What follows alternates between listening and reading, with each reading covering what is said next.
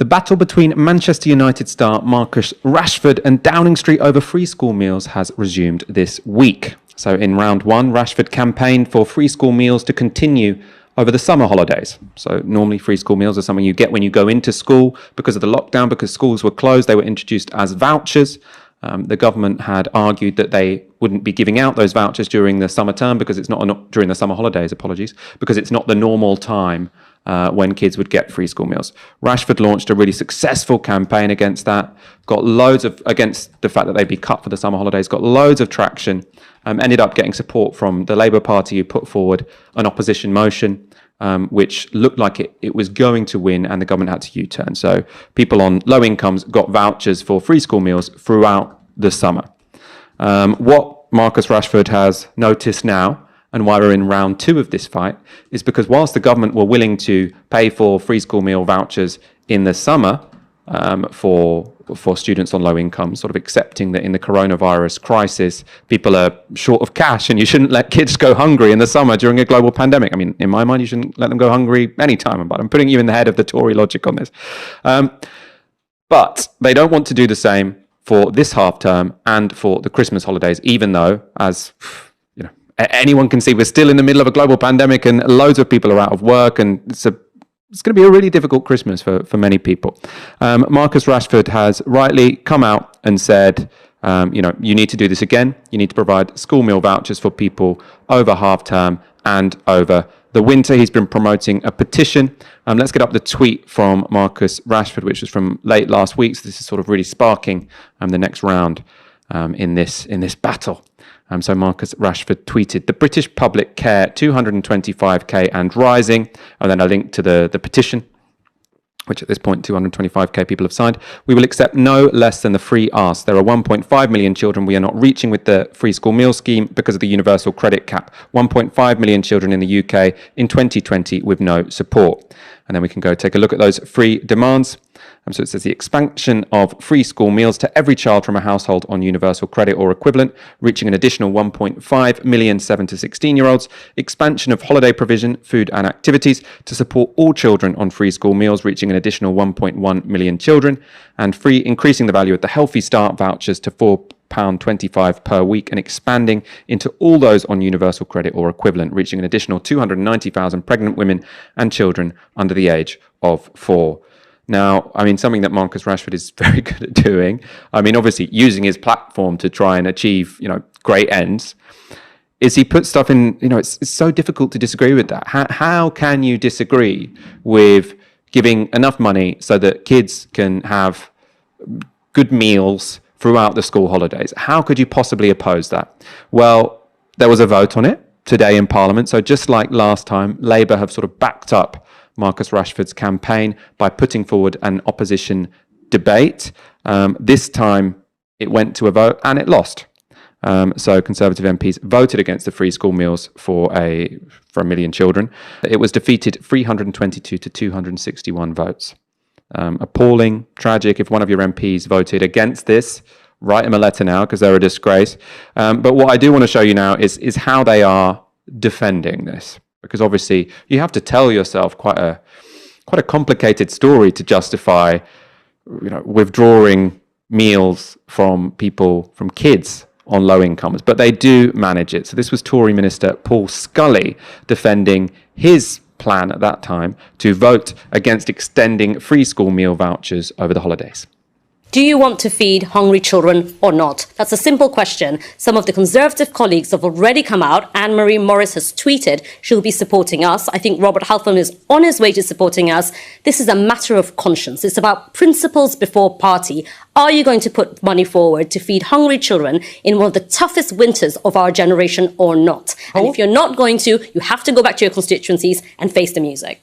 We've had a situation where children are been going hungry under a Labour government for years. What we've done, we've put a universal credit system in place, which allows flexibility for people to go back to work and then topping up their incomes, so they don't have the cliff edge of the old benefit system that we saw under the previous Labour government. So we have been starting to tackle those issues of the people that are at that point on the pay scale and making sure that their children can get fed. Paul, did you say that children have gone hungry for years? Is that a division? I mean, is that acceptable? No, it's not. Which is why I'm saying that we're actually been looking at how we can help parents over the long term, rather than the kind of situation that Tulip is sorting out. What can we do that's actually going to mean that the lowest paid can actually help feed their children for weeks, months and years to come? That'll be increasing the national living wage that we'd be doing, introducing the flexible universal credit that allows them to top up and go back to work, which ultimately is the best way of making sure that you can work with your children and give them Laura, will they change their minds on? Children have gone hungry for years. That's his that's his justification to the country, but also to himself, why he's happy to vote to take away free school meal vouchers for children on low incomes when they're out of school term. So we say, no, people have gone hungry for years during half term, so this is a normal year, so kids should go hungry again. I mean, for one, it's not a normal year. I mean, there is unemployment and people struggling with incomes to a much greater degree than they have, in recent memory because of this coronavirus pandemic. But also, how is people have always gone hungry, so now they should go hungry? How is that a good argument? It's unbelievable. The way that their arguments work as Conservatives, it's kind of on a par with you use an iPhone, therefore you can't criticise capitalism. It's like, well, you could have found that there were children who couldn't find food in 2009 if you looked hard enough. We know the data is around 2.6 million children were in relative child poverty in 2009-10. That was the last year of the Labour government. Before this pandemic, i.e. last year, that had gone up to 4.1 million. So it's almost doubled. Clearly with COVID, it's going to go far higher still. And the idea that, parents going into work, having the minimum wage topped up, it's not a living wage, it's a minimum wage, will help them, it is categorically untrue.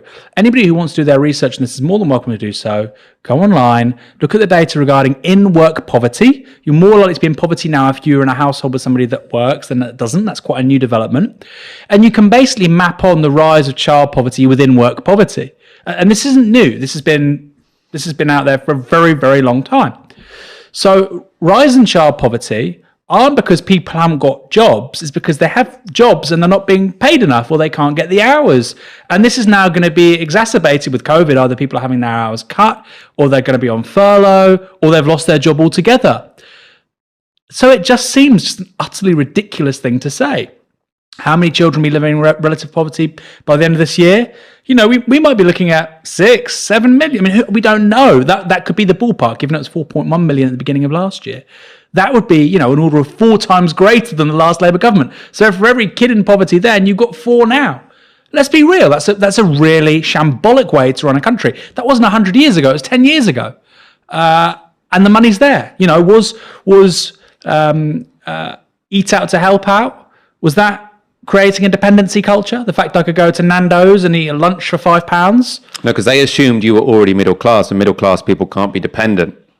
It's only working class people who can be dependent on the state. It's only their benefits who have to be cut. I want to go to some more Tory justifications of this. And I mean, stupidly, many Tory MPs decided that they were going to express their opposition to the free school meals campaign by getting into a Twitter row with one of the country's most popular people, Marcus Rashford, Man United striker. So to introduce this, I want to first start with the tweet that both of them were responding to. So it's Ben Bradley and Steve Baker who respond, but they're responding to this tweet from Marcus Rashford this morning. So paying close attention to the Commons today and to those who are willing to turn a blind eye to the needs of our most vulnerable children, 2.2 million of them who currently qualify for free school meals, 42% newly registered, not to mention the 1.5 million children who currently don't qualify. So he's saying paying close attention to the Commons because there was going to be that debate and that vote. It has been lost because the Tories voted against it. But let's go to these responses. So Tory MP Ben Bradley decided to wade in and give his sort of justification for why, or his explanation of why he believed Marcus Rashford was wrong on this. Government has a lot of responsibilities. Supporting the vulnerable, helping people to help themselves, balancing the books. Not as simple as you make out, Marcus. Extending free school meals to school holidays passes responsibility for feeding kids away from parents to the state. It increases dependency. We've already said, dependency is something in this Tory ideology that only applies to working class people, middle class people who are dependent on the state. That's fine. Industries which are only viable, Serco, because the government will hand them huge contracts, 12 billion contracts, to not do their job properly. I mean, that's dependency culture. But even, apart from that, even if you take away the politics from this and just look at this from a human level, what he is suggesting there, and even if you think that people should be disciplined to go back to work, otherwise they'll have financial difficulties, whatever. Even if you buy into that sort of neoliberal, neoclassical ideology that you have to incentivize people to go back to work by making them poor, he is genuinely suggesting that we should leverage hungry kids to discipline their parents. So we're saying, how do we get parents to work harder? We're obviously in the middle of a pandemic. There aren't jobs if even people decide, well, it's not a decision anyway. But we don't want them to work. We don't want to make, because that will spread the virus. But the point I want to make is that he there is genuinely suggesting the way we get parents to behave in a way that we like, which is, is rational, utility maximizing workers, is to leverage the suffering of their kids. And also, an important point to make about dependency here, right, and this is sort of like a standard sort of Marxist or social democratic idea about dependency, which is that workers are dependent on their bosses to some extent. And the more the alternative to working in any job is, complete horror, the more dependent they are. So if you live in a decent welfare state in Sweden in the 1970s, to an extent, it's still decent. You've got your healthcare guaranteed, you've got your housing guaranteed, you're guaranteed that your child isn't going to starve if you get fired by your boss. You have the security to organize against your boss. You have the security to maybe decide, oh no, I don't want that job because they don't treat me right. I'm going to hold out and wait till I can get a job which I feel is more suited to me, where I'm treated better, where my dignity is respected. Now, that's possible if you've got this sort of safety net behind you. But if a worker is told, you either keep this job, you either take that job, or your kid starves, how much power does that give that boss? If that boss is someone who's committing sexual harassment in the workplace, and you tell the mum, well, if you don't have a job, then that's your responsibility and your kid should starve. That is making that person so much more dependent on a boss than anyone will ever be dependent on the state. It's crazy, isn't it? It's just we are looking square in the face at an utterly depraved genre of politics, utterly depraved, completely devoid of any ethics. Because they would then say, well, you should have thought twice about that before you had a child. You might be sexually, harassed one day. Well, there's laws against this. That's not how it works. It's just. We're looking at people with absolutely no ethical compass whatsoever, who are more likely to get upset about being called scum in the House of Commons than voting for voting against a proposed piece of legislation which would keep 1 million kids away from hunger over the next several months. Which do you think is more important? I know. We're going to get up another. This tweet exchange is even dumber.